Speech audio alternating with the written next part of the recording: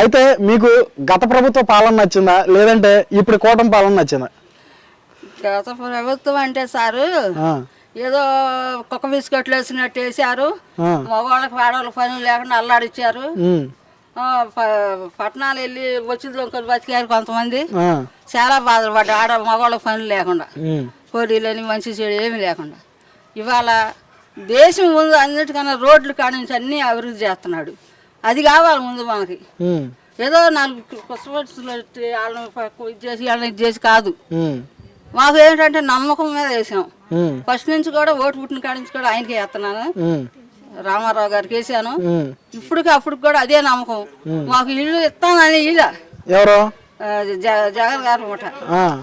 ఇక్కడ ఏం చేశారు, మామూలుగా పెట్టుకోమని తలాలకి కాగితాలు వచ్చినాక నీకు తెలుగుదేశం అని ఇవ్వట్లేదులే అన్నాడు. అంటే మీరు తెలుగుదేశం అని స్థలాలు ఇవ్వలేదన్నారా? రేకులు వేసుకున్నాం, మా డాబా పడేది ఇవాళ వేసుకునే పరిస్థితిలో లేవు.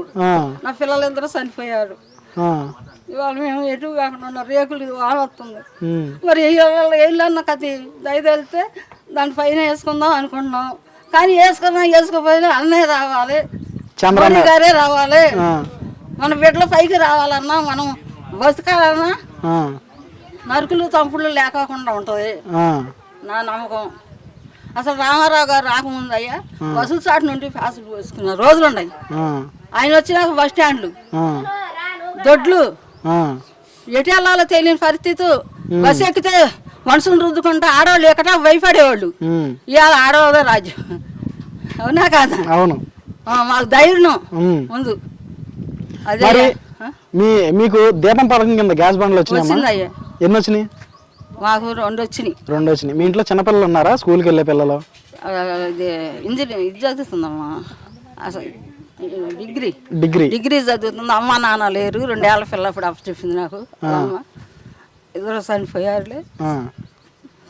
ఇప్పుడు మోడీ గారు పెట్టింది అని అంట. అది ఆత్కూరులో హాస్టల్ ఉంది కదా, దాంట్లో కంప్యూటర్ నేర్చుకోవడానికి వెళ్ళింది. బాగా ఫుడ్ అది బాగుందమ్మా, క్రమశిక్షణ బాగుంది అమ్మ, అసలు ఏది భయపడాల్సింది లేదు అని చెప్పింది. 4 రోజులు అయింది వెళ్ళి. దాంతోపాటు పిల్లలు కూడా వెళ్ళారు. మేమైతే మామూలుగా తీసుకెళ్ళి డబ్బులు పెట్టి చెప్పించలేము. ఎట్టాగా అనుకునే టయాన దేవుడేలే ఎవరో నీ బొట్టోళ్ళు చూస్తే పంపించాం. బాగా ఉంది అక్కడ. ఏది మోడీ గారు అంట స్కిల్ డెవలప్మెంట్. వెంకయ్య నాయుడు గారు, మోడీ గారు 8 మంది భోజనాలు బాగుందమ్మా. లేడీసే పిల్లలు చాలా క్రమశిక్షణగా ఉంది. ఫోన్లు కూడా మాకు ఇవ్వకుండా బాగా నేర్పుతున్నారని చెప్పింది పిల్ల. అది మరి వచ్చే తర్వాత ఎలక్షన్ లో కూడా ఎవరు వచ్చే అవకాశాలు ఉన్నాయి? నేను బతికున్నంతకాలం చంద్రబాబు రావాలని కోరుకుంటా. పైన మోడీ గారు అంతే. ఆయన ఏమి ఆశిస్తారు మోడీ గారు జనానికి ఎట్లా ఉండాలా. కాకపోతే ఏంటంటే వాళ్ళకి చెప్పుకోకుండా ఆయన దొంగ యాసాలు వేసాడు. ఆయన పేరు లేకుండా చేశాడు. ఎవరు? జగన్ గారు. ఆయన ఇచ్చిన కూడా ఇచ్చినట్టు గొప్పలు చెప్పుకున్నాడు.